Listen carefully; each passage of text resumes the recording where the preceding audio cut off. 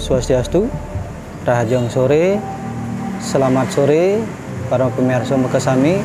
Perkenalkan Titiang, nama saya Anak Agung Putu Putriatnya. Kalau dipanggil di pemangku di Pura Nakilap, Nagung Haji Alit Mangku. Tiang Tiki sebagai penglingsir Pura Geria Tanah Kilap, Talar selaku pengempon, istilahnya pengurus Pura Geria Tanah Kilap. Sejarah Pura Geria Tanah Kilap kembali ke almarhum bapak saya, yaitu Haji Titiang sendiri. Namanya beliau almarhum Anak Agung Made Suwardana. Beliau meninggal tahun 1993. Saya akan ceritakan sedikit perjalanannya almarhum sampai terrealisasinya Pura Geria Tanah Kilap. Dari mana asal muasal mula dari Pura Geria Tanah Kilap, dari perjalanan almarhum I Gusti Made Suwardana atau Anak Agung Made Suwardana.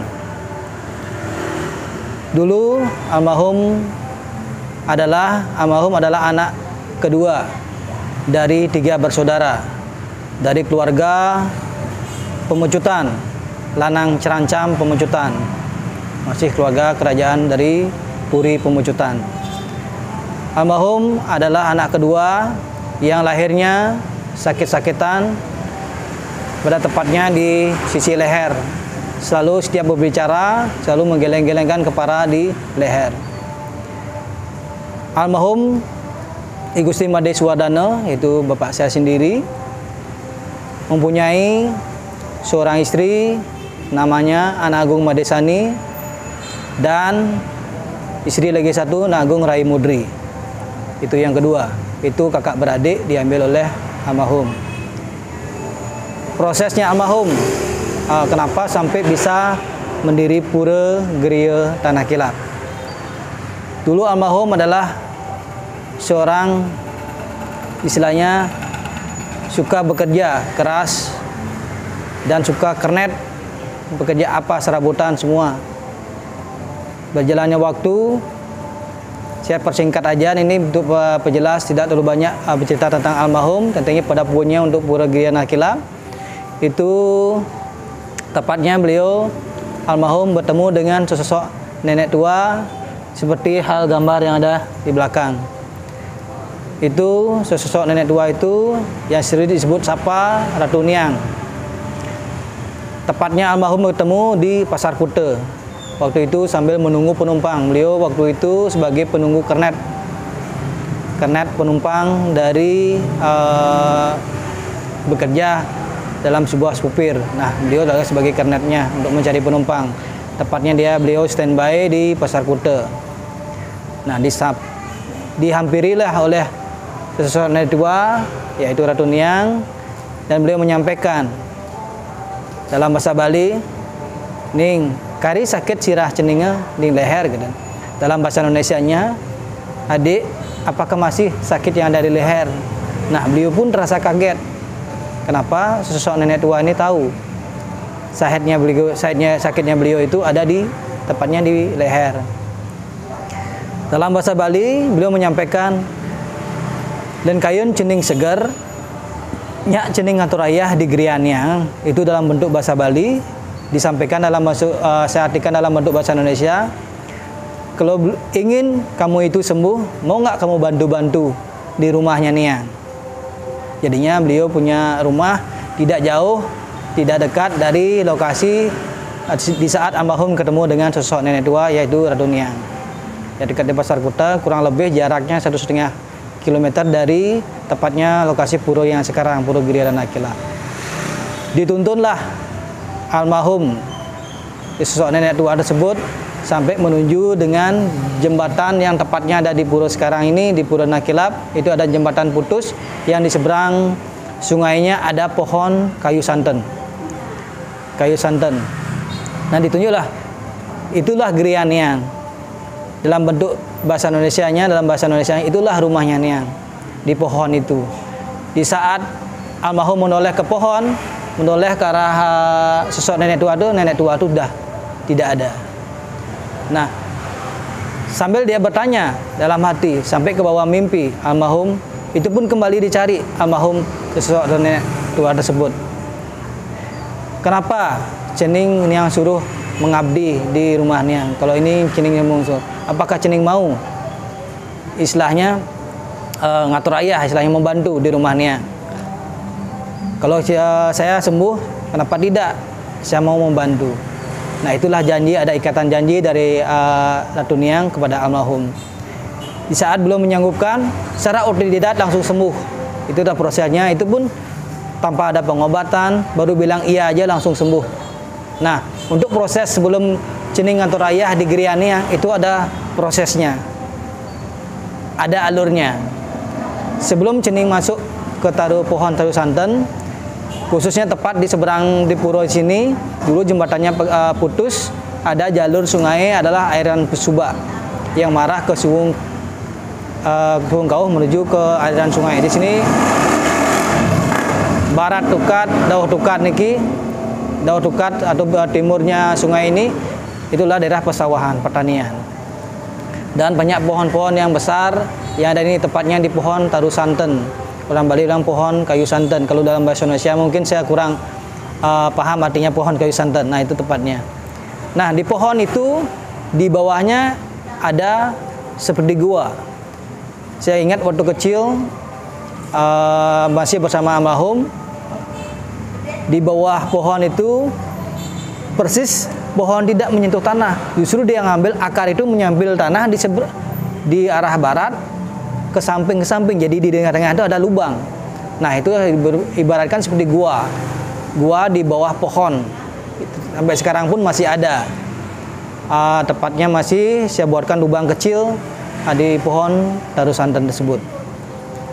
Nah, untuk melakukan proses ritual, untuk menuju sebelum melakukan proses persembahyangan di Gria Tanah Kilap, belum pura, belum namanya tanah rumahnya beliau, istananya beliau, itu ada kita harus sembahyang dulu di pohon telagi yang tepatnya dekat pabrik keramik yang lokasinya dekat tak jauh dari Pura Candi Darmada sekarang.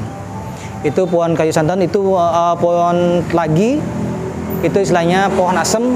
Itu kita sembahyang bawa canang dulu, istilahnya permisi. Habis itu lurus belok ke kiri, itu ada pohon sambung tulang. Itu ada telangga gambang di sana. Di sana almarhum disuruh juga ritual sembahyang pakai canang juga. Sehabis itu baru menuju ke arah pabrik yang pabrik itu masih ada sekarang, sampai sekarang ini pabrik keramik. Menunggu air surut. Waktu itu tidak salah jam 4 sore menunggu air surut. Di saat air surut baru Cening turun. Itu dalam bahasa Balinya Cening turun itu dalam situ turun ke bawah dan mengarah ke selatan. Ikuti pohon mangrove di tengah. Ada kubangan air di tengah, ada pohon punyan kayu sugih. Kalau dalam bahasa Indonesianya sulit saya mengatakan itu. Ada kuburan waktu itu, waktu saya kecil ada batu besar. Waktu itu masih ingat saya dari memori di benak kepala saya waktu dituntun. Waktu itu masih saya digendong sama almarhum, tuntun ke tengah, sampai di tengah. Nah, di sana ada kubangan kecil, ibaratkan kayak kalau dari bambu, ada bambu sebesar batang yang paling bawah itu, segitulah lubang dari kubangan itu. Nah, almarhum disuruh membuat canting dalam bentuk bambu agar bisa mengambil air, karena besarnya kubangan itu segitulah agar bisa mengambil air yang ada di kubangan tersebut. Kubangan itu saat diambil airnya tidak melebihi dan tidak mengurangi. Itu untuk proses ritual istilah pembersihan. Kalau orang Jawa bilang wudu. Pembersihan itu di saat ada pembersihan di lubang kubangan itu air itu tidak tumpah, tidak kurang dan tidak lebih, itu kembali seperti semula. Kalau saya paparkan dalam bahasa Bali mungkin lebih gampang saya menceritakan. Di sana kita melakukan ritual pembersihan. Di saat melakukan ritual pembersihan, kita sembahyang, habis itu kita sembahyang, baru menuju ke arah, saya bilang ada batu. Batu yang sekarang udah tepatnya ada konco di sini. Konco yang Candi Darmada. Itu prosesnya di saat kita udah sembahyang, tapi di sana kita sembahyang ibaratkan Buddha. Kembali ke zaman waktu itu Siwa Buddha. Buddha saya suruh nancapkan dupa 3, itu kembali ke Grianida, yaitu tepatnya di pohon taruh santan ini. Itulah proses yang dulu almarhum melakukan dulu. Nah, berjalannya waktu, nah mulailah almarhum berjanji sama beliau, sampai beliau almarhum membuat suatu wira swasta, usaha peternakan.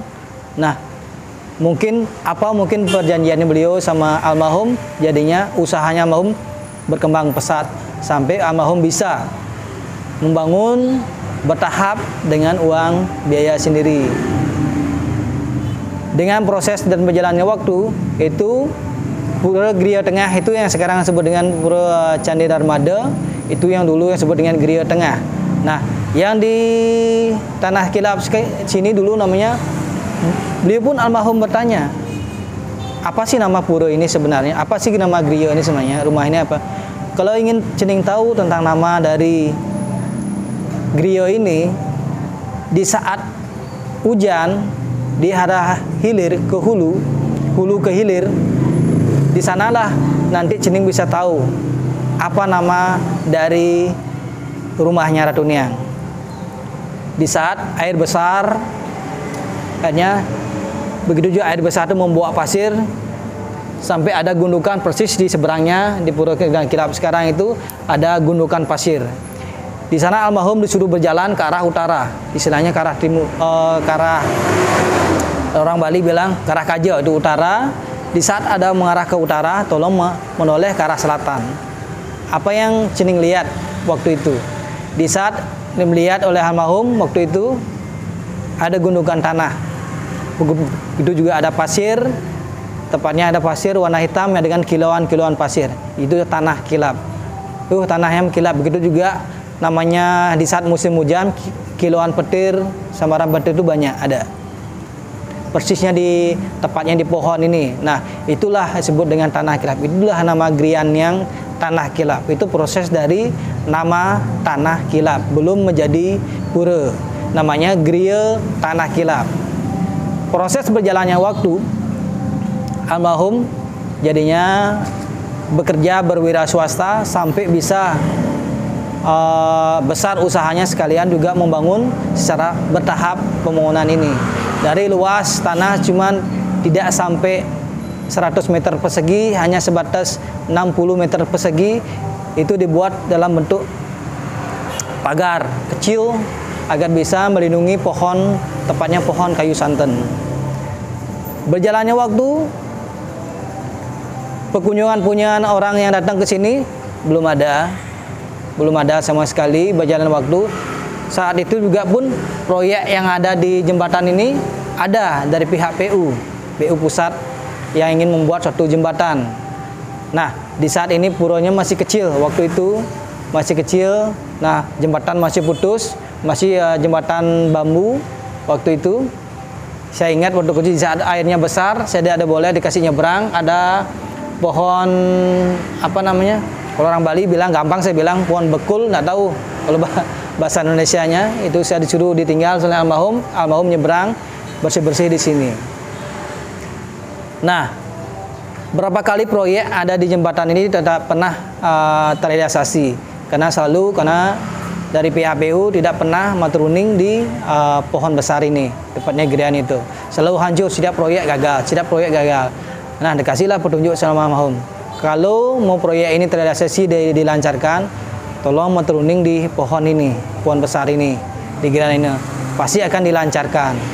Dan mohon maturuning dibangunlah jembatan itu.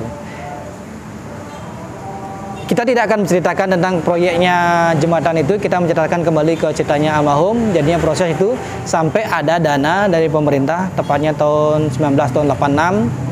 Kalau bulannya, kalau saya lihat di surat ada, dalam hal penjelasannya itu ada dana dari pemerintah ingin mensupport pembiayaan pura istilahnya.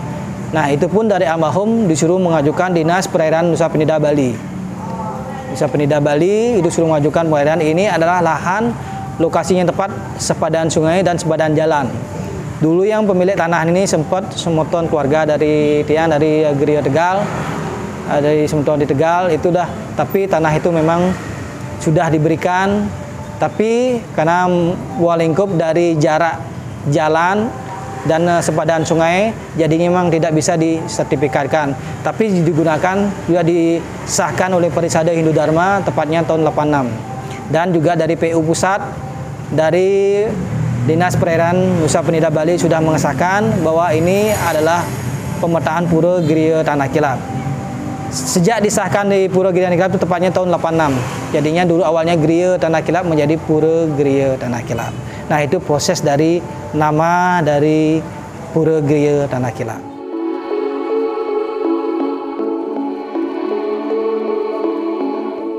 Waktu itu di PU Pusat tidak maturunding, istilahnya memohon doa atau mohon izin. Di Taru Santen itu ada kegagalan-kegagalan yang terjadi. Kadang-kadang di saat proyek udah mulai, udah membangun, hujan lebat beserta kiriman air dihembas lagi. Pokoknya selalu ada kegagalan-kegagalan, bukan hanya sekali, 2 kali. Akhirnya disuruh sama almarhum waktu itu maturunding di pohon besar ini di Grian ini masih semua dilancarkan, tapi mau ingat apa mau dijanjikan, apa mau disampaikan itu kembali ke internal ya dari pihak-pihak pusat. Berjalannya waktu, proses pembangunan semua dilancarkan, tidak ada hambatan sama sekali sampai pembangunan itu selesai. Nah, pengajuan yang diberikan dana pun bersamaan juga. Jadi pengembangan dari tahun 86 disahkan dari Persada, awalnya Griya Tanah Kilap menjadi Pura Griya Tanah Kilap. Itulah prosesnya sampai berjalannya waktu. Dan banyak usulan-usulan yang waktu tahun 86 itu dana di ini kan banyak pemangku memberikan usulan waktu itu. Nih, pura kebetulan kita ada anggaran, ayo kita sekalian aja perluas puranya ini. Rencana pura ini di Pura Tanah Kilap ini rencana mau dipakai area parkir. Nah, tentu almarhum tidak setuju karena almarhum dari awal dari sini gimana asal mula perjalanan almarhum bisa sampai sembuh. Nah, beliau tetap bersikeras tetap ada di Ngatorayah di istilahnya membantu-bantu di rumahnya beliau di Grianya itu di tepatnya di Taru Santen. Kalau ingin ada perluasan istilahnya itu silakan bangun di sebelah sisi selatan. Kebetulan dari PU Pusat pun istilahnya berjanji di saat kalau udah jadi proyek ini saya akan istilahnya ngaturin pelinggih siki ring genah ring sisi kelot, makanya terjadi peluasan perbaikan sampai usulan itu terjadi. Tetap jadinya almarhum ada di sini Ngatoraya dan pemangku-pemangku yang ingin istilahnya ikut istilahnya membantu di peluasan di Pura Grianya sampai di Darmada. Jadinya tidak ada perbedaan pura di sini, Pura Griya Tanah Kilap, Pura Grianya dan Pura Candi Darmada itulah sama. Ada widang dari linggih Ratu Betarinia.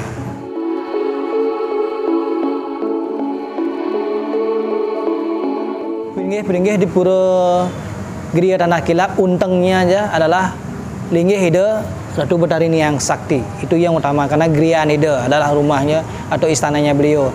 Tapi yang melinggih di sini semua ada dari pelinggihan dari barat saya ambil Ratu Betari Mas Melanting. Itu terkaitan kawit dari Pura Melas Melanting.